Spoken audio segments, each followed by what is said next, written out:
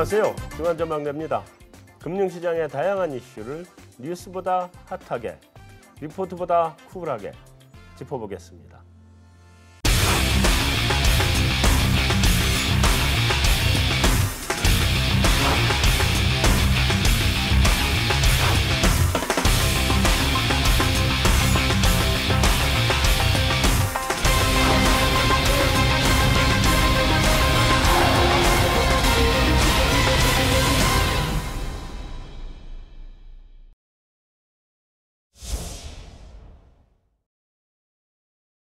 안녕하세요. 안녕하세요. 안녕하십니까. 네, 무척 보고 싶기도 했고요. 오늘 이 자리가 사실은 무척 기대되는 자리였습니다. 왜냐하면 주식시장이 지금 미친 듯이 가고 있거든. 그래서 도대체 왜 이럴까? 우리 상상도 안 해봤던 드디어 2,300이라는 숫자도 찍었고 연일 그 종합주가지수 기준은 연일 사상 최고치를 찍는 것 같아요. 거기다가 상대적으로 코스닥이 좀 소외됐었나요? 그랬었는데 코스닥도 좀 가기 시작하는 것 같고. 그래서 그것이 이게 대세 상승기가 확실한지 그게 궁금해요. 그러니까 현재 수준 2,300 정도까지 왔는데 현재 수준이 뭐 어떤 수준인지에 대한 평가도 좀 간단하게 하고 대세 상승기가 맞는지에 대한 여러분들의 생각을 일단 한번 돌아가면서 얘기를 해주시고 시작을 하죠. 네. 누구부터 할까요? 신원연구원부터. 네. 제가 뭐 증시는 잘 모릅니다만 그래도 뭐 금융시장에 있으니까 네. 일단은 뭐 대선과 함께 뭐 증시도 자꾸 올라가니까 좋은 소식은 뭐 많은 분들께 좋은 소식이지 않나 저는 그렇게 생각합니다. 뭐 제가 뭐 밸류에이션을 어떤 평가를 내리기는 좀 어렵고 다만 그래도 이렇게 그 개스라도 한번 딱 해서 뭐 좀 간접적으로 본다면 채권 시장 금리가 조금 최근에 좀 상승을 했습니다. 네. 뭐 미국채뿐만 아니라 한국 국채 3년물도 1.7 초반대까지 지금 올라온 상황이거든요. 박스권 상단에 있기 때문에 어떻게 보면은 채권 시장에서는 이 증시와는 반대되게 어느 정도 좀 경기 호조, 인플레이션에 대한 그런 부분들을 좀 악재로 받아들이는데 그렇죠. 반영을 하고 있는 거죠. 그거를 어느 정도는 일정 부분 이상은 반영한 것이 아닌가 그런 측면에서 본다면은 좀 뭐 허니문 기간이라고 본다면 그게 막 오래 갈 것 같지는 저는 감히 조심스럽게 예상해 봅니다. 예. 알겠습니다. 네, 우리 이재원 연구원님. 3월 말까지만 하더라도 사실은 좀 걱정이 됐습니다. 과연 이게 계속해서 오를 수 있을 것인가. 네. 왜냐하면 그 당시만 하더라도 뭐 여러 가지 악재들 때문에 특히 환율이 좀 오르면서 야, 코스피가 여기서 좀 주춤하면서 좀 빠지지 않을까 했는데 4월 위기 해소설, 4월 위기설이 해소가 어느 정도 되면서 네. 지금은 저는 뭐 어쨌든 조심스럽게 저도 좀 다른 얘기입니다만 저는 대세 상승기로 접어들지 않았나 이제는 그렇게 평가를 해야 되지 않나. 네. 알겠습니다. 그렇게 보고 있습니다. 뭐 저도 같은 생각입니다. 대세 상승기가 왔다고 보고요. 지금 우리 코스피가 포워드 P로 본다 그러면 9.4배밖에 안 됩니다. 아직까지도 전 세계에서 가장 싼 주식 시장이고요. 뭐 우리가 12배만 생각한다 하더라도 3천 가는 거는 무리 없게 갈 수 있을 것 같습니다. 네. 세게 나오시네. 제가 작년 2월 달에 코스피 2,400 간다고 얘기했었는데 네. 그때 굉장히 외로웠는데 이제는 뭐 다들 대상승 얘기하고 있습니다. 그때하고 지금하고 차이가 나는 게 뭐냐면요. 실적이 또 더 좋아졌습니다.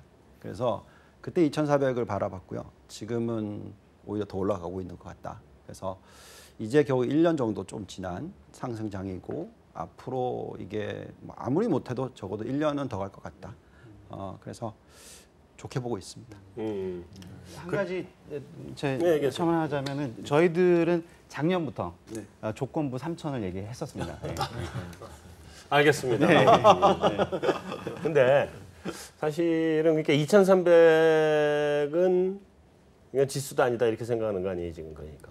여기도 훨씬 더 간다. 그런 거죠? 네, 충분히 할 수 있을 것 같습니다. 알겠습니다. 우리 이제 이 얘기는 여기서 마무리하고 이제 왜 그런지 여건 좀 짚어보고 갈 건지 안 갈 건지 자세하게 좀 세부적으로 들어가서 한번 보도록 하죠. 자, 먼저 이게 내가 어제 사실은 우리 아주 친한 사람을 하나 만났는데 이 사람은 뭐 증시에 있는 사람은 아니에요. 경영학과 교수인데 이 양반이 얘기가 자기는 우리나라 증시가 올라가야 될 이유가 아무것도 없는 것 같더라. 그래서 2000에 인버스를 샀다.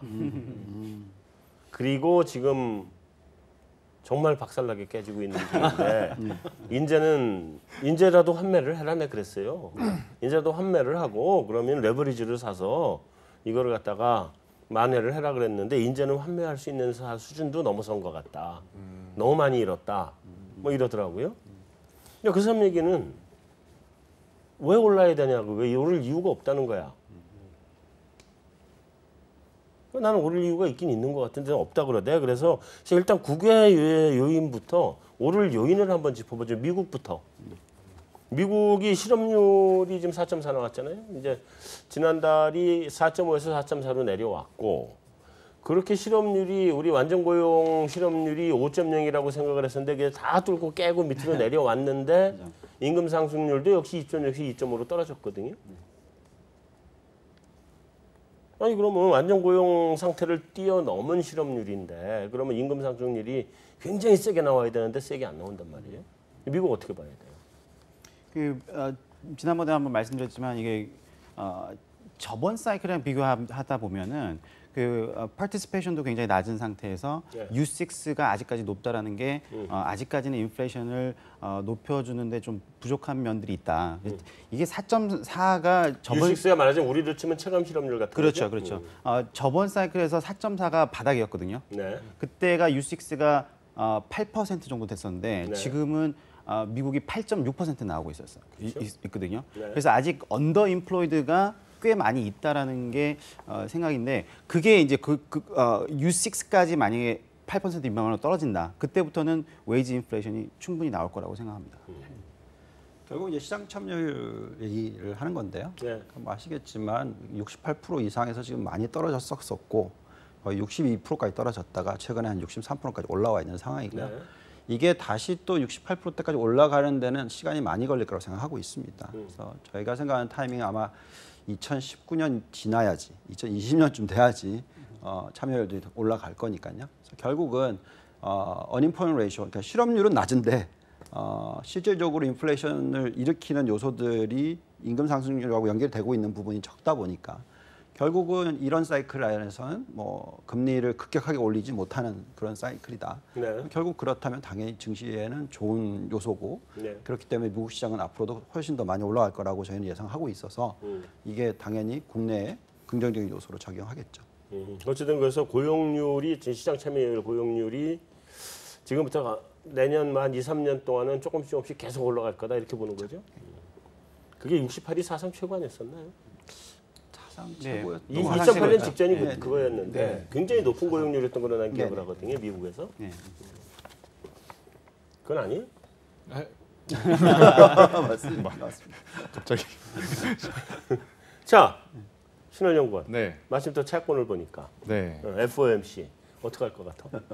뭐 이제 6월 금리 인상 거의 기정사실화 되는 것 같습니다. 네. 좀 스탠스가 결국에 12월부터 3개월 단위로 지금 올라가는 스탠스에 좀 접어든 것 같고요. 네. 특히나 이번 지금 좀 전에도 고용지표 얘기 말씀 나누셨는데 3월달 고용지표가 일시적으로 다소 침체였고 뭐 견조한 회복세임은 지금 지표상으로 온전하게 드러나고 있기 때문에 네. FOMC에서 금리 인상을 유보할 가능성 매우 작아졌다. 다만 중장기적인 금리 인상에 대한 속도나 그 레벨 자체가 잠재 성장률이 떨어지고 지금 리스크 그러니까 턴 프리미엄 그리고 인플레이션 리스크 프리미엄이 트럼프가 당선이 되었음에도 불구하고 지금 마이너스 영역에서 플러스로 올라왔랑 말랑 이런 상황이거든요. 네. 그렇기 때문에 가파른 금리 인상은 하기 어렵다. 그리고 단기 자금 시장에서 금리가 이렇게 올라가더라도 장단기 스프레드가 벌어지기는 어려운 측면.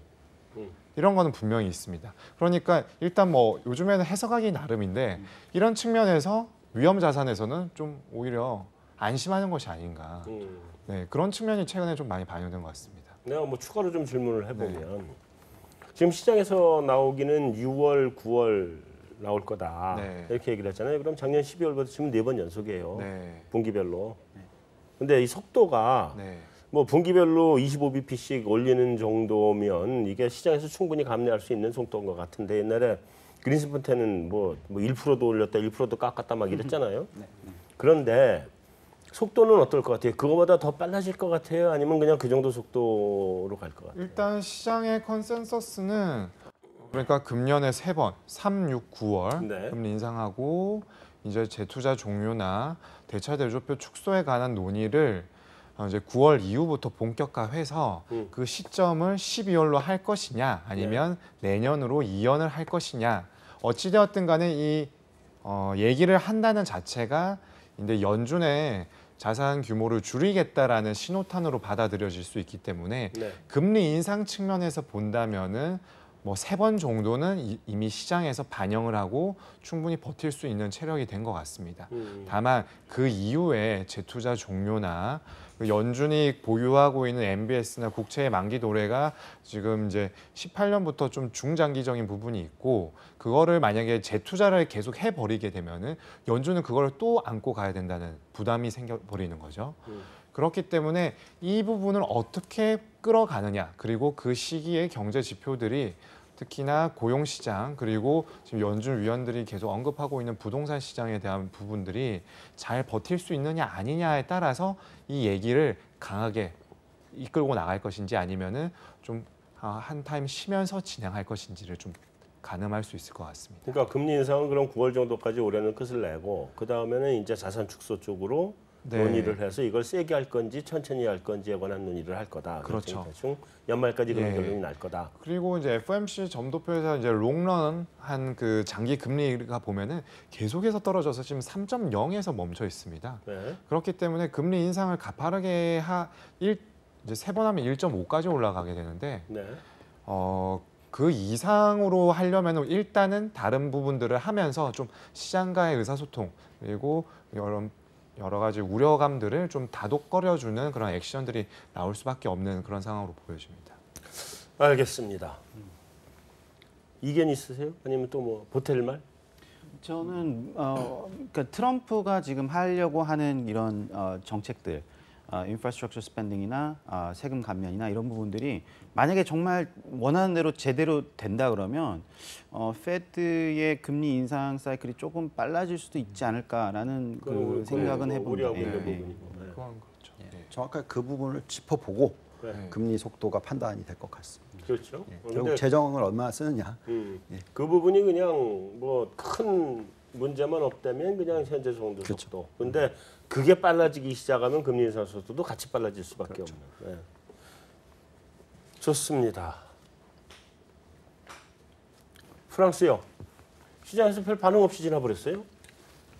저는 근데 이게 되게 큰 이슈라고 생각을 그러니까요, 했었어요. 저도. 왜냐하면 만약에 이번에 르팽이 뭐 이겼다 이러면은 유럽 뒤집어졌죠. 브레이크업으로 뭐 가는 그런 거였는데, 근데 솔직히 처음부터 이게 여론조사 때부터 워낙 이게 벌어져가지고 먼저 어쨌든 좀 반영이 됐지 않았나 싶어요. 예. 예상했던 결과다. 예. 그렇죠. 근데 시장에서는 이거를 반영을 뭐 아마도 1차 선거까지도 안 했다가 이제 1차 선거가 결과론이 딱 나오니 이제 시장이 반응을 완전히 제대로 했던 거죠.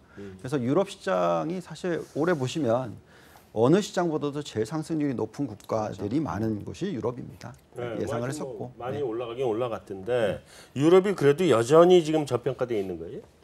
그렇죠. 알겠습니다. 그건 뒤에 가서 나중에 네. 또 한번 하게 될 것 같고.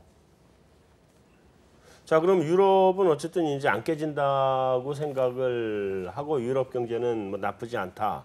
그러면 우리 이제 국외 요인에서는 미국은 앞으로 당분간 더 좋을 것 같고, 뭐 다음에 금리 인상도 뭐 그렇게 빠를 것 같지도 않고, 뭐 재정 투자가 늘어나서 금리 인상이 빨라진다 그러면 뭐 금리 인상은 좀 안 좋은 요인이지만 재정 투자 쪽에서 또 좋기 때문에 그렇죠. 나쁘게 볼 거 없는 것 같단 말이에요. 자, 유럽은 뭐 지금 경기 상태는 계속 잘 가고 있는 상태고 유럽이 깨지느냐 안 깨지느냐 이슈였던 것 같은데 그게 이제 안 깨지는 쪽으로 했을 때 유럽은 다 좋다 이렇게 보는데 중국은 좀 둔화되고 있는 것 같아요. 예. 그죠? 어느 분이 중국 얘기 좀 해주실래요? 제가 예, 먼저. 네. 왜냐면 중국을 보시면은 이제 아무래도 이제 미국 쪽에서의 공격을 좀 받고 있는 부분이 없지 않아 있죠. 네. 그리고 이 수치를 보시면은 CPI 상승률 마이너스 PPI 상승률 차트를 보시면은요. 지금 거의 뭐 20년 내 최저치입니다.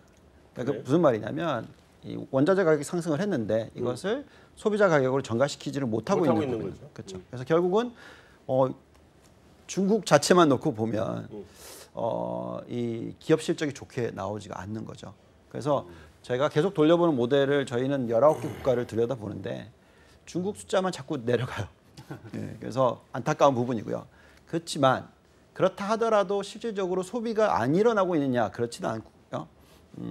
얼마 전에 나왔던 뭐 소매 판매 수치라든지 이런 부분이 결국 두 자릿수 증가율이 나타나고 있고 네. 또 소득 증가율도 뭐 작년에 거의 한 8% 정도 나왔거든요. 그래서 1인당 소득 증가율이 그렇습니다. 그래서 이런 부분에 있어서 이렇게 많이 망가졌던 부분이 이제 바닥을 찍은 것 같기는 하고요. 중국도 글로벌 경기가 좋아지면 당연히 제조 국가이기 때문에 좀 따라갈 것 같은데 상대적인 부분이 다른 나라만큼은 그렇게 좋아 보이지는 않는 것이죠. 중국이 지금 차이신 지수를 놓고 보면 뭐 제조업이나 서비스나 다 지금 가라앉고 앉았는 거 아니에요. 근데 그게 제일 본질적인 이유가 작년 올 초까지 건설 경기 띄어가지고 좋았던 거잖아요. 건설 경기를 좀 잡고 있는 상태인데 그런 상태에서 그 수출이 지금 이걸 받아주고 있는 상태예요? 아니면 수출이 도저히 아직은 건설 경기 가라앉는 걸 못 받아주고 있는 건가요? 보시면 숫자가 네. 얼마 전에 뭐 화요일에 나왔죠. 지난 화요일인가? 아무튼 수출 증가율이 한 자릿수밖에 안 나왔고요. 네. 근데 수입 증가율이 16.4%가 나왔습니다. 그래서 네, 무슨 말이냐면 20몇 프로 나올 거로 생각했던 예. 거죠? 예. 그래서 어쨌든 결론적으로는 이제 수출 부분은 미국과의 연관이 있으니까 트럼프는 무역 수지 적자가 너무 심하다. 네. 중국과. 그래서 결국은 시진핑 정책들 보시면 뭐 기본적으로 수출 증가율이 그렇게 높게 나올 수도 없을 것 같고 다만 중국 자체도 지금 보시면 소비 시장이 제법 많이 컸고요. GDP의 절반을 훨씬 이상을 차지하고 있는 부분이 있고 이 부분이 증가를 하고 있기 때문에 그렇기 때문에 꼭 굳이 수출만 놓고 볼 필요는 없을 것 같다는 생각은 가지고 있습니다. 그러면 우리 입장에서 우리 수출 기업들 입장에서 보면 그 미국하고 유럽은 지금 우리한테는 플러스 요인인데 중국은 뭐 어느 정도로 봐야 돼? 지금 나오는 지표들로 봐서는 좀 마이너스 요인 아닌가 우리 예상했던 것보다. 근데 중국의 마이너스 요인이 미국이나 유럽의 플러스 요인을 상쇄해 버린다 그러면 우리 기업들한테 별로 좋을 거 없는 거고 중국이 마이너스긴 하지만 뭐 여기서 얘기한 것처럼 그 내수 경기가 어느 정도 받쳐주고 있기 때문에 마이너스라도 그렇게 마이너스는 아니다. 이렇다 그러면 우리의 국외 요인은 전반적으로 좋은 거다라고 판단을 할 수 있는 건데 어느 쪽이에요? 뭐 저는 미국이랑 일본이랑 유럽 선진국들의 그 에너지를 제외한 수입을 보면 지금 계속 올라가고 있거든요. 네. 굉장히 좋아요. 네. 근데 솔직히 우리가 중국한테 파는 것 중에 95%가 중간재잖아요. 네. 그래서 그것도 다시 패키지가 다시 돼서 유럽, 미국, 일본 이렇게 선진국으로 간다라는 거죠. 네. 그래서 저는 그렇게 중국이 슬로우 다운 하는 부분이 그렇게 크게 걱정되지는 않는 것 같아요. 그래서 그게 그 걱정할 정도는 아니다. 예, 예. 일단 그 차이신 제조업 PMI 지수라든가 서비스업 PMI 지수가 좀 안 좋게 나온 측면이 있긴 한데 네. 뭐 여전히 사실은 50 위에 51.12 나오면서 그렇게 나오는 거죠. 확장 영역 뭐 국면에 위치해 있고요. 또 하나는 사실 이게 차이신 제조업이라든가 서비스업이 그 경기 이런 변화에 민감한 중소기업들 대상으로 하는 건데 네. 이런 지표들이 어쨌든 간에 경기 확장 영역에 위치해 있고 그러면서 사실상 그런 것들이 작년부터 시작된 부동산 경기 어떤 규제라든가 공급 규제라든가 네. 뭐 부동산 규제 중국 정부의 뭐 그런 것들이 지금 나온다고 봤을 때는 한 2, 4분기 정도 되면은 다시 중국 경기는 그래도 어느 정도 글로벌 경기의 어떤 호황에 뭐 다는 아니지만 맞춰서 좀 따라갈 수 있지 않을까. 현승에 갈 수 있을 것 같다. 그렇게 보고 저거는 어떻게 봐요? 그 지금 그 작년 올 초까지 중국 경기를 끌고 왔던 민간 건설은 죽이는 대신에 1대1로를 좀 세게 해서 그거 가지고 하반기부터는 다시 네. 중국이 이제 경기를 살려간다 이렇게 보고 있던데 네. 그게 충분히 민간 쪽에서 죽은 거를 커버할 수 있을 정도의 사이즈가 돼요? 일단 1대1로 정상회의가 14일, 15일 이번에 네, 그렇죠. 그때 주말에 예정되어 있는데 일단 중국 정부가 만약에 마음을 먹고 네. 경기 부양을 한다라고 했을 때는 뭐 그건 무지하게 크게 하겠죠. 네, 그거는 뭐 크게 그건 말도 못하게 네, 크게 할 텐데. 네. 근데 지금 상황을 봤을 때는 어쨌든 지표 자체가 뭐 안 좋긴 하지만 이게 그렇게 우려할 정도의 어떤 수준은 아니기 때문에 네. 중국 정부도 그래서 특별하게 지금까지 현재로서 마땅히 뭐 어떤 대안이라든가 어떤 정책 방향을 제시하지 않고 있는 걸로 보여지고요. 네. 오히려 이런 흐름이 자연스럽게 글로벌 경기 호조에 편성하면서 예, 좋아질 거라고 보고 있습니다. 그러면서 그러면은 1대1로의 투자 규모는 그러고 결정한다. 네. 근데 그 얼마 전에 그런 발표가 하나 나왔었잖아요. 중국의 시진핑이 어디야 저기 선천인가 거기 사이즈에 그렇죠. 해당하는 특구를 하나 새로 또 만들겠다. 그렇죠. 대륙 쪽에 근데 그런 거 만들기 시작하고 그다음에 각 1대1로 때문에 각 지역 그 도시들마다 다 지금 대대적으로 또 인프라 투자 계속 다 들어갈 텐데 그런 정도 되면 사이즈가 이 부동산 경기 가라앉은 거하고 비교하면 어느 정도나 돼요? 지금 보시면 1사분기 GDP 성장률을 놓고 보시더라도 네. 예상치보다 좋게 나왔고요. 네. 그 예상치보다 높게 나온 이유가 뭐냐면 방금 말씀하신 인프라 관련 정부 스pen딩이 늘어나서 이런 효과가 나오고 있는 거기 때문에 이미 벌써 일어나고 있고요. 네. 지금 뭐 PMI 지표가 빠지고 있는 부분, 뭐 이런 부분은 제가 볼 때는 이제 소비 부분에 있어서 얼마나 더 픽업이 일어날지를 좀 봐야 되겠지만 전체적으로는 중국 GDP 성장률이 뭐 당연히 6%대 중반 이상, 뭐 6%대 후반까지도 가능하다고 생각하고 있고요. 또 한국의 영향으로 생각을 해보시면 결국 한국 지금 수출 증가율이 두 자릿수가 나오고 있지 않습니까? 그래서 그러면 결국은 중국이 어떤 뭐 약세를 보인다 하더라도 실질적으로 우리나라는 지금 수혜를 받고 있다는 거죠. 글로벌 경기 회복에 있어서. 지난주에 IMF에서 나온 보고서에 의하면은 네. 이제 신흥국들의 소득 수준이 향상되면은 그만큼 이동 거리가 길어진다. 이 말인즉슨 인프라 투자에 대한 필요성이 증대된다. 네. 이렇게 나와 있거든요. 그리고 제가 오늘 본 레포트에 의하면 정확한 수치 금액은 기억이 안 나는데 막대 그래프가 중국이 지금 뭐 현재로서는 다른 기타 아시아 신흥국 대비 뭐 압도적인데 그 성장률 속도는 상승률 속도는 인도가 따라잡아요. 네. 향후 5년 내에 상승률 그 기울기는 인도가 따라잡는데 네. 절대액은 중국을 따라잡을 수가 없습니다. 당분간은 안 네. 되죠. 그렇기 때문에 일단은 중국의 그런 그 정부 당국의 경제 관리 역량이나 컨트롤 타워 역할을 충분히 할 수 있다면 그런 부분에 있어서는 충분히 정부 지출로서 경제를 안정적으로 끌고 갈 수 있다. 끌고 갈 역량은 있지 않을까. 그럴 가능성이 좀 높지 않을까 이렇게 보여집니다. 알겠습니다. 자, 이제 우리 글로벌 요인은 그렇다고 하면 최종 정리를 해보면 글로벌 요인에서는 지금 우리 증시가 올라갈 요인이고 절대로 내려갈 요인은 아니다. 틀림없이 이제 이건 올라갈 요인이다 이렇게 봐야 될 것 같고요. 자, 이제 국내를 좀 보죠. 국내를 좀 보면 먼저 신원연구원, 네. 우리 금리 인상 있어요?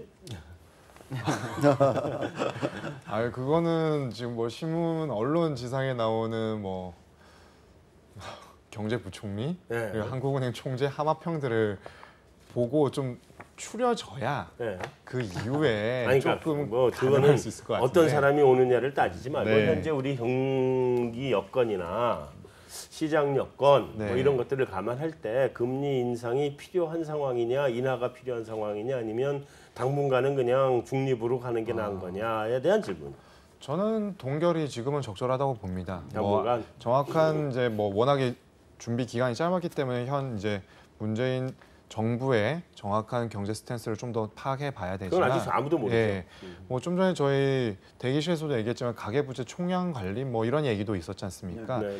그게 뭐 되든 안 되든 간에 일단은 현 정부 역시나 가계부채 관리에 대한 부분을 가장 민감하게 받아들인다는 거죠. 부동산 시장으로 그나마 경제 2% 성장을 그나마 끌고 왔는데 이거의 뭐 적정성 여부는 별개로 하고요. 부동산 시장마저 망가지게 되면 결국에 민간 소비에 악영향을 주고 민간 소비를 통해서 내수 부양을 하고자 하는 지금 필요성은 네. 누구나 공감하고 있는 부분이지 않습니까? 네. 그런 부분에 악영향을 미치지 않기 위해서는 금리를 섣불리 인하나 인상을 하기에는 굉장히 지금 뭐 봉착에 지금 처해 있는. 근데 그럼에도 불구하고 네. 금리를 동기열 스탠스로 갖고 간다고 하더라도 가계부채 총량 관리를 하겠다 그러면 부동산 시장은 안 좋은 거거든요. 네. 그게 뭐 그게 잘하는 거고 잘못하고는 얘기하지 말고 어쨌든 총량 관리를 하겠다 그러는 순간에 부동산 시장은 더 이상 갈 동력이 없어진단 말이죠. 네. 그렇게 되면 우리의 경기에는 얘기했던 것처럼 간신히 그동안 부동산 가지고 살려왔는데 근데 이미 뭐 건설 쪽 투자 부분에 있어서 작년부터 양극화 현상이 좀 더 명확해지고 있고 우리나라 경제 특징이 한번 부양을 시키면 최근에 조금 올랐다 그 다음에는 그 약발이 떨어지면 바로 부정적인 기저효과가 나타납니다. 네. 지금 그 부분들이 이미 나타나고 있기 때문에 뭐 어떻게 지금 그렇게 돼서 더 경기가 나빠질 것이다라고 보기에는 조금 이미 나타나고 있고 그 부분을 어느 정도 다른 부분에서 좀 커버를 보이고 있는 데다가요. 네. 특히나 뭐 지금 워낙에 근본적인 상황은 바뀌지 않았다고 보고 있습니다만은 한국은행을 비롯해서 각 기관들마다 경제 성장률 전망치를 상향하고 뭐 트럼프 말 인플레이션 기대 심리도 어느 정도 있는 데다가 뭐 2분기까지는 물가가 안정적으로 2% 내외에 형성이 되어 있는다면은 일단은 금리 조정의 필요성은 굉장히 떨어져 있는 상황이다. 알겠습니다. 네.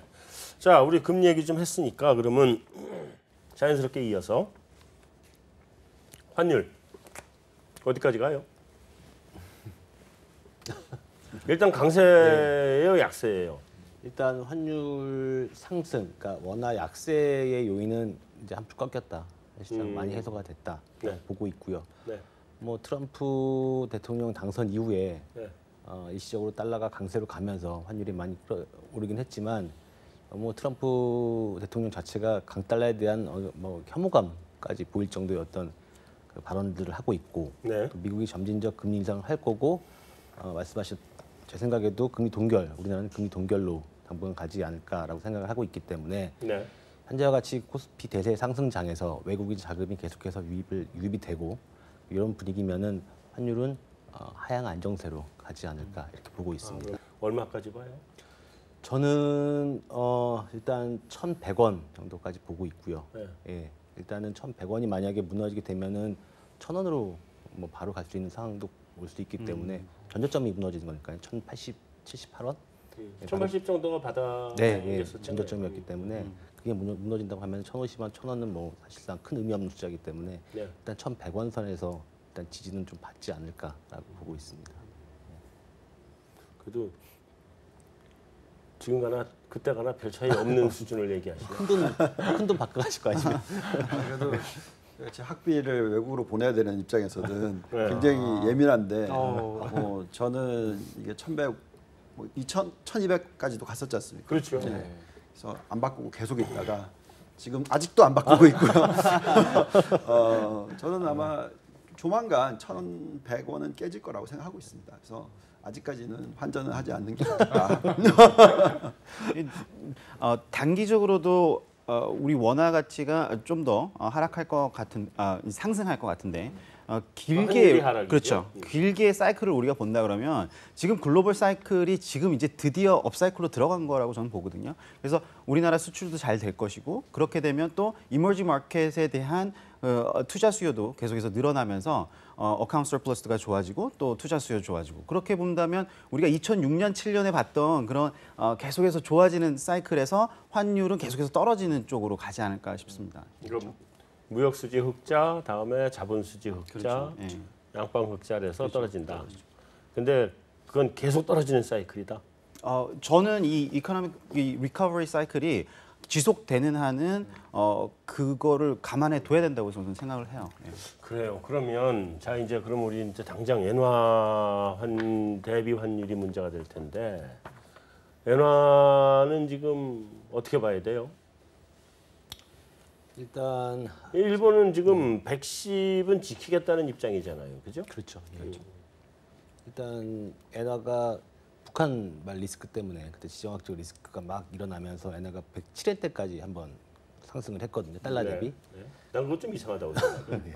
일단 엔화가 안전자산 선호 심리가 나오면 제일 크게 상승한 통화가 엔화입니다. 사실. 아, 그렇지. 그런데 이제 북핵 문제는 일본이 불안전 자산이 되거든. 맞습니다. 예. 불안 자산이란 말이죠, 이게. 어떻게 보면 학습 효과라고 볼 수도 있겠는데 그동안 뭐 위험하다고 하면 항상 엔화를 샀기 그렇죠, 때문에 그렇죠. 예, 그만 그런 영향도 올라가서. 있을 거로 보고요.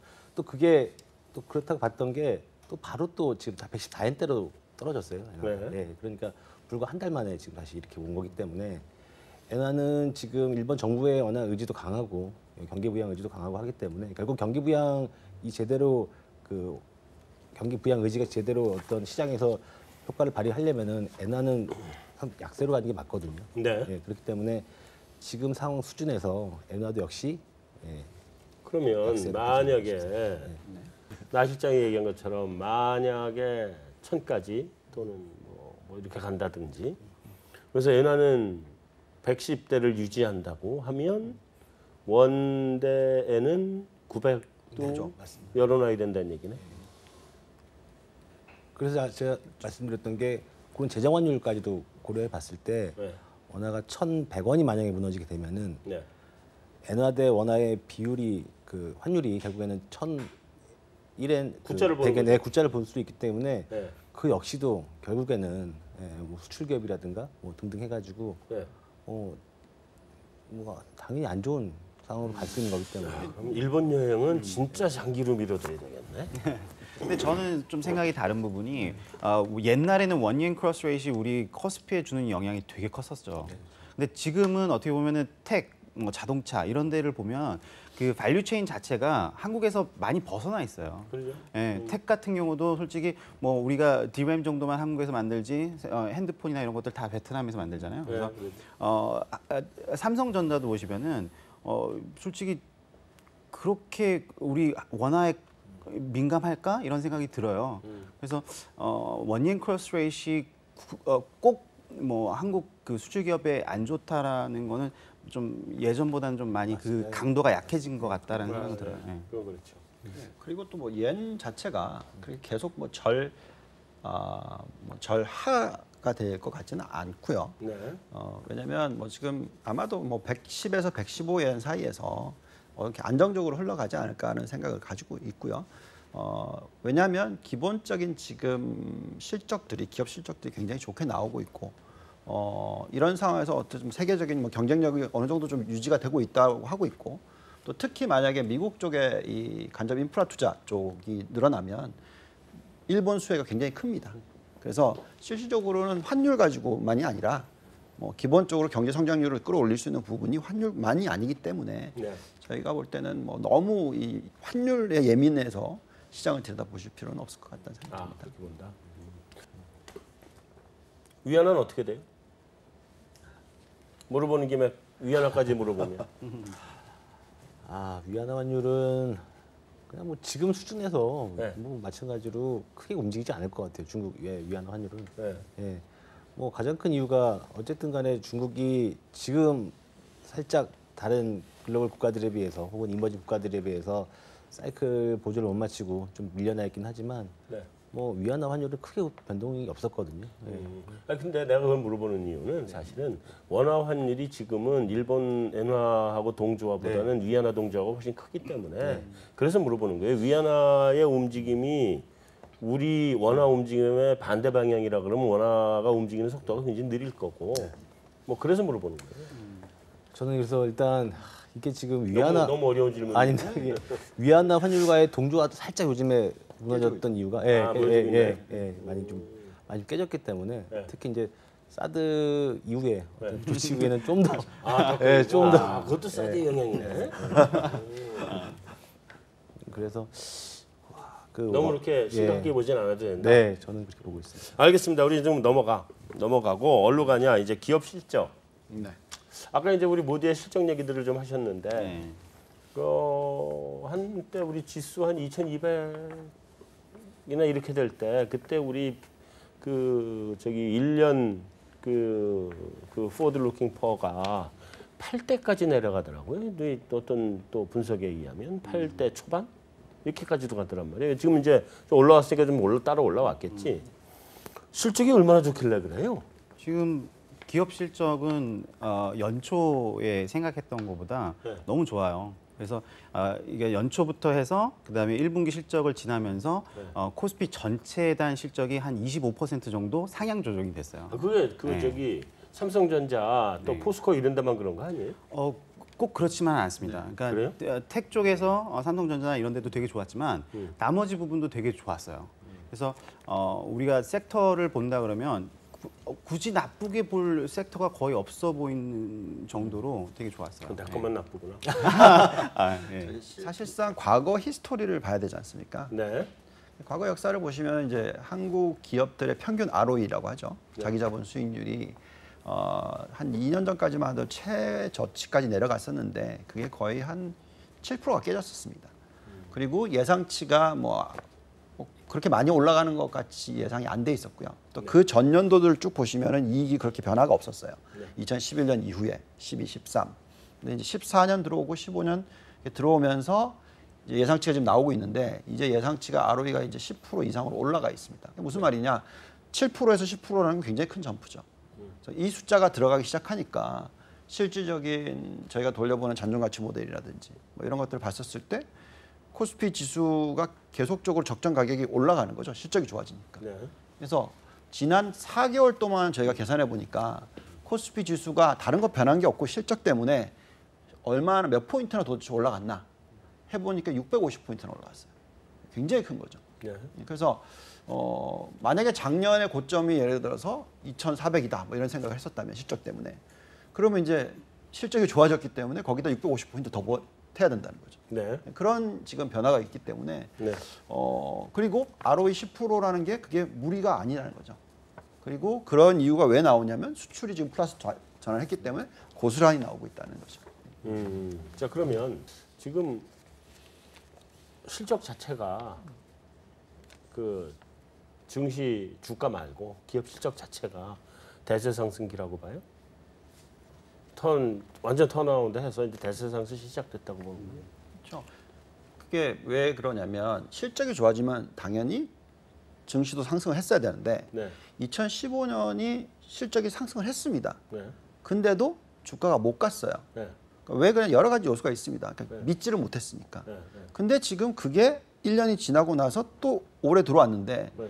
또 올라가는 거잖아요. 네. 이제는 그 못 올랐던 부분을 올리고 다시 또 실적이 올라가면 그걸 또 반영을 해야 되니까. 그렇죠. 그러니까 이제 대세 상승이 시작됐다고 볼 수밖에 없는 거죠. 저는 좀 생각이 다른 게 대세 상승기가 이제 주가 측면에서는 대세 상승기라고 생각을 하는데 네. 기업 실적 측면에서 봤을 때는 아마 2018년 초반이 어떻게 보면 피크가 그러니까 세컨드 데리베티브라고 그러죠. 이게 슬롭이 떨어지기 시작하는 게 아마 보이기 시작할 것 같아요. 그건 어쩔 수 없이 이제 아까 말씀하셨지만 우리나라 지금 총 코스피의 이익 중에 삼성전자랑 하이닉스랑 그다음에 이제 디스플레이 쪽이 차지하는 부분이 굉장히 커졌거든요. 그래서 네. 그쪽이 아마 피크가 될 것 같아요. 그래서 그런 것 때문에. 나머지 섹터들은 추가적으로 실적이 좋아지는 부분이 있는데 텍 섹터가 이제 피크아웃을 하면서 전반적인 그 상승 기조는 이제 꺾일 수 있다라는 거죠. 자 그러면 이제 내가 그래서 그 그레이트 로테이션이냐 뭐 이런 걸 지금 물어보려고 그런 건데 자 외국인 뭐 기관은 연일 팔고 있더라고요. 팔고 있고 외국인이 계속 사고 있는데 지금 경기 민감주나 뭐 내수지 이런 쪽으로 좀 옮겨가고 있거든요. 그래서 일단 그 신월연구원한테는 미안하지만 네. 채권 시장은 별로 안 좋은 것 같고 그죠? 위험자산 쪽으로 옮겨가기 시작한다는 얘기는 채권 시장 안 좋다는 얘기잖아요, 그죠? 근데 요즘은 뭐 물론 맞는 말씀이긴 한데 네, 그래도 거기도 좋은 워낙에 게 유동성 장세여서 네. 또 뭐 100%또 그렇다고 보기엔 좀 그렇게는 할 수 없다. 채권에도 돈이 들어온다. 연초 대비해서 분명히 외국인 자금이 약 10조 원 이상 들어왔고 네. 좀 만기 작년까지 통화채 대부분 팔고 나갔는데 네. 다시 어느 정도 비율을 좀 채웠습니다. 아 그래요? 예, 그런 거 봤을 때는 뭐 아예 그 말이 예전처럼 막 통용이 되는 시대는 아니고 워낙 좀 네. 유동성이 풍부하지 않나 이렇게 보시면 돼요. 자, 외국인은 돈이 언제까지 들어올 것 같아요?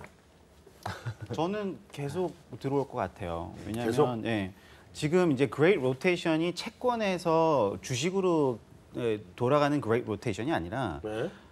Developed Market에서 Emerging Market으로 가는 지금 Great Rotation이 일어나고 있거든요. 네. 근데 이게 그러니까 글로벌 경기 사이클이 꺾이지 않는 한은 한동안은 계속 될 수밖에 없는 것 같아요. 근데 저도 마찬가지입니다. 어쨌든 대세 상승기가 이제 시작을 했다고 보면은 결국 그 외국인 자금 유입 그리고 환율의 안정적 하향 추세라고 본다면 외국인의 자금 유입은 뭐 계속해서 갈 수밖에 없다. 네, 당분간 지속되지 않을까 보고 있습니다. 약간 좀 차이점은 있는데 저희는 제가 이제 글로벌 시장을 보면서 이제 레커멘데이션 하고 있다 보니까 뭐 미국의 헤지 펀드들은 이런 얘기를 하는 것 같아요. S&P를 때리고 이머징 마켓 ETF를 사라 뭐 이런 얘기까지 나오는데 그죠? 저는 거기에는 아직 동의를 못 하고 있거든요. 왜냐하면 올해 보시면은 아직까지도 선진국 수익률이 훨씬 좋습니다. 작년에 이미 이머징 마켓들이 굉장히 좋았고요. 좋았죠. 저희가 굉장히 러시아를 많이 추천을 했었고 그러다 보니까 이제는 소비 사이클이 지금 오고 있기 때문에 결국은 선진국이나 제조 강대국들이 좋거든요. 근데 뭐 중국은 좀 다른 얘기지만 그러다 보니까 독일이라든지 유럽이라든지 뭐 우리나라라든지 그래서 뭐 선진국 신흥국의 차이가 아니라 이 소비 사이클이 오고 있기 때문에 여기에 맞춘 좋은 국가들이 퍼포먼스가 좋다는 거죠. 결론적으로 그렇게 보는 게 좀 좋지 않나. 마지막 코스피하고 관련된 그 질문이 이게 될 텐데 신일연구원한테 물어봐도 대답 안 해줄 것 같고 하우스 뷰도 아직 얘기 못 한다 그럴 것 같고 그죠? 아니 뭐 하여튼 그런데 물어보시면 또 답 드려야죠. 자 지수 얼마 언제까지 코스피 기준 저희 하우스뷰가 사실 올 초만 해도 2,320포인트였거든요. 네. 그게 이제 PER 기준에서 11.2배 정도 잡았던 건데 네. 퍼 기준.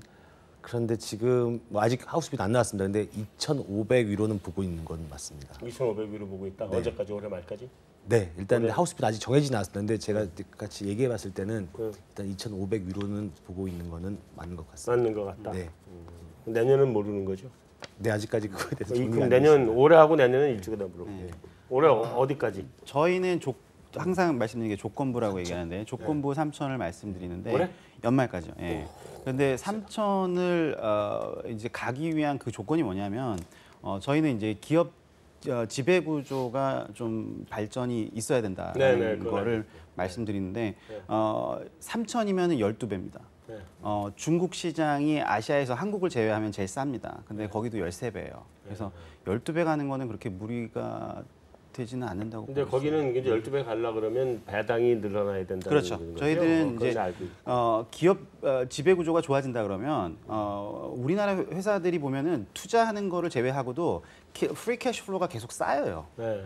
예, 근데 그게 배당을 이제 안 한다는 50 거죠? 그렇죠. 50% 정도 배당할 여력이 있는데 안 하는 건데 만약에 그렇게 하게 된다 그러면 솔직히 저희들은 그때 처음 이 얘기를 했을 때는 멀티플이 12배가 아니라 14배, 15배도 갈 수 있다라고 말씀을 드렸었거든요. 네. 근데 만약에 그런 부분들이 현실화된다 그러면 3천 이상이라고 이제 말하고 3천 싶습니다. 이상도 예. 가능하다. 저희 그 공식은 아마 2,450일 겁니다. 네. 네, 그리고 이건 이제 제 개인적으로 저는 코스피에 대한 타겟을 말을 할 수 있는 사람은 아니고요. 네. 왜냐하면 제가 돌리는 제 모델상 그리고 제가 운영하는 뭐 ISA라든지 이런 상품에 관련해서 코스피를 얼마나 좋게 보고 있는지를 말씀을 드리자면 그 제대로 말씀해 주셨는데 이 지배구조 문제가 있기 때문에 우리나라 시장의 리레이팅 재평가는 있을 수 없다는 얘기를 지난 10년 내내 했었고요. 네. 그렇기 때문에 상대적으로 우리가 이제 예. 코리아 디스카운트가 있는 그렇죠. 거죠, 그것 때문에. 예. 근데 드디어 처음으로 변화가 생겼다는 거고요. 네. 그걸 시작을 정부가 하긴 했었는데 네. 왜냐하면 배당 성향을 높이라고 네. 이제 폴스를 좀 했죠. 네. 근데 여기다가 이제 이재용 부회장이 구속이 되고 네. 바로 삼성이 자사주 소각이라는 얘기가 나왔거든요. 가을 끊었죠. 이거는 지배 구조가 당연히 좋아지는 모습이죠. 네. 그리고 실질적으로 배당 성향도 이에 따라서 올라가게 되는 거죠. 네. 퍼센티지가. 네. 그래서 결국은 여태까지 우리가 붙이고 있던 리스크 프리미엄 자체를 한국 시장에 대해서 네. 이게 낮아지고 있다, 낮아질 수도 있다라는 것을 감안한다면 그렇다면은 당연히 2,350, 뭐 2,500 이 정도가 아니겠죠. 고점은 훨씬 더 높아질 수 있죠. 훨씬 높아진다. 네. 근데 뭐 공식적으로는 뭐라고 얘기하는 건 하지만 말은 못하고. 네, 알겠습니다. 네. 자, 이제 우리가 여기서 또 질문을 해야 될 게 있는데, 이제 우리 신정부가 들어섰어요. 이제 신정부의 경쟁력에 관한 얘기를 좀 하고, 그 다음에 이제 거기에 따라서 우리 코스피나 코스닥에 미치는 영향이 어떤지를 얘기 안 해볼 수가 없을 것 같아서 이제 제일 마지막에 얘기할 이슈를 그걸 빼놨는데, 일단 그 기본적인 정책 방향이 어느 쪽으로 갈 것 같으냐, 그리고 그거에 따라서 우리 금융시장에 미치는 영향 이런 게 어떤 영향이 올 것 같으냐, 이게 사실은 우리 금융시장에 미치는 영향이 제일 관심이 있는 거 아니에요? 그래서 그런 부분들에 대해서 이제 한마디씩 해주시면 좋을 것 같아요.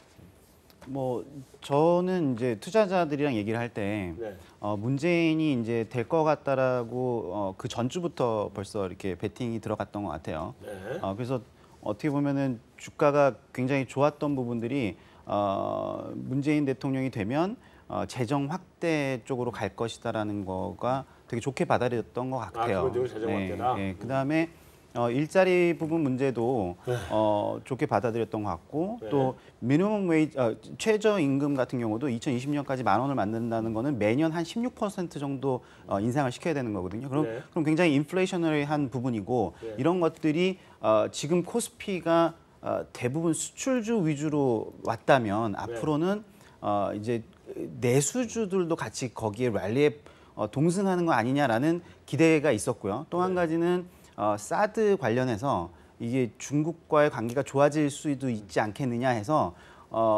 중국 그 차이나 디맨드 관련된 주식들이 되게 좋았어요. 기대감이 좀 있었죠. 기대감이 되게 좋았고 시장이 좋았지만 시장을 아웃퍼폼하는 굉장히 좋은 모습이 나왔었거든요. 그래서 네. 문재인 대통령에 대한 어쨌든 주식시장 입장에서의 평가는 굉장히 긍정적이었다고 봅니다. 유용원 이사는 뭐 할 말 있어요?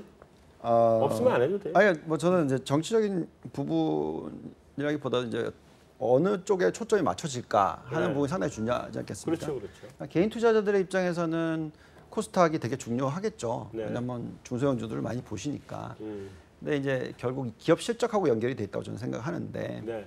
뭐 코스닥의 기업 실적이 2015년에는 상당히 좋았어요. 굉장히 좋았죠. 그때. 근데 2016년도 굉장히 좋을 거라고 예상을 했는데 좋지가 않았죠. 네. 결국은 정치적인 요소들이 어떻게 됐는지 모르겠지만 신성장 동력을 제대로 찾지 못했다라는 결론이 나왔었고 네. 그러다 보니까 이제 코스닥은 많이 퍼포먼스가 안 나왔던 거고 헤맸죠. 그렇죠.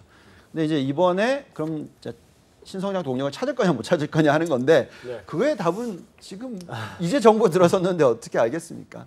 그러니 보이는 거에 투자가 일어나지 않을까 하는 생각을 하고 있고요. 그럼 지금 너무 싸워 보이는 것들이 많은데 네, 뭐 그런 상황인 것 같습니다. 근데 뭔지는 얘기를 안 하시죠. 뭐 그게 제일 먼저 나왔던 게 IT 업종이었던 것 같고 뭐. 네, 그렇죠. 근데 이제 좀 아까 우리 나 실장 얘기했던 것처럼 우리 배당 문제 둘 다 얘기를 한 문제인데 배당 문제가 우리 그러니까 기업 개혁을 하겠다라고 하는 게 이 문재인 정부의 기본적인 입장이잖아요. 그죠.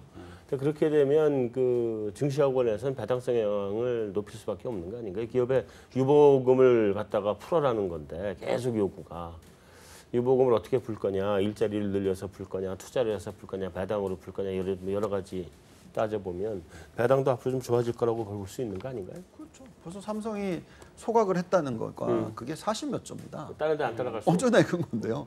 다른 데도 당연히 따라가야겠죠. 아까 이제 아까 말씀드린 거에 플러스로 지금 본부장님 말씀하신 대로 기업 지배 구조 솔직히 뭐 요즘에는 외국인들도 다 그냥 재벌 개혁이라고 얘기를 합니다. 네. 재벌 리폼이라고 얘기를 하는데 재벌 리폼이 제대로 된다 그러면 아까 말씀드린 대로 3천을 가는 이제 그 요구 조건이 충족된다라는 걸 알고요. 상법 개정이나 우리가 집중 투표제나 이런 부분에 대해서 되게 관심을 많이 갖고 있어요. 그리고 뭐가 있고 어떤 게 국회를 통과할 건지 언제 통과할 건지에 대한 궁금증들이 되게 많으세요. 그러겠죠. 예. 근데 상법을 고쳐도 국회 통과가 좀 힘들 것 같아서. 그 부분에 대해서 논쟁들이 되게 많은 것 같아요. 네, 제일 걱정이에요. 그 부분이. 뭐 정부가 그래도 정권초에 힘을 좀 받고 일을 해야 되는데 힘을 받고 일을 하기가 그렇게 쉽지 않은 상황에 있어서 좀 걱정인데 어쨌든 그 신원연구원 네. 그 금융시장에 대출 총량 규제가 들어오면 네. 일단 그게 우리 그 효과가 있어요? 총량 규제라는 게? 뭐 그게 인위적인 이제 부분- 프라이스 컨트롤하고 똑같은 건데. 네, 인위적인 부분은 반드시 다른 부분에서 부작용이 나타날 수밖에 없고요. 그러니까. 네, 뭐 좀 현실화 가능성은 크지 않다고 보고 있습니다. 그럼에도 왜냐하면, 불구하고 그럼에도 불구하고 그 부동산 시장은 아무래도 조금은 좀 영향을 받을 거 아니겠어요? 일단은 경계 심리가 강한 것으로 보이고요. 네. 특히나 뭐 가장 뭐 크게 뭐 연관성이 없지만 일단은 미국 금리 인상 사이클에 대한 그냥 전반적인 우려감이 있는데다가 네. 꼭 그게 부동산 시장에 악영향을 미치는 것은 아닙니다만 일단 그것 때문에 우선은 움츠려 있는데다가 뭐 이번에 선거 과정 속에서 보유세 인상에 대한 부분은 얘기가 나왔다 빼긴 뺐지 않습니까? 네. 근데 그래도 어느 정도 새로운 정부에서는 지금의 현재 부동산 시장을 좀 완화되었던 부분을 되돌리고자 하는 액션을 취할 수 있다. 네. 특히나 대출에 대한 DTI, LTV 좀 강화하고 DSR은 뭐 지난해부터 어떻게 진행은 되고 있습니다만은 네. 어찌되었든 간에 긍정적인 부분보다는 부정적인 어떤 규제에 대한 무게 중심이 실려 있기 때문에 네.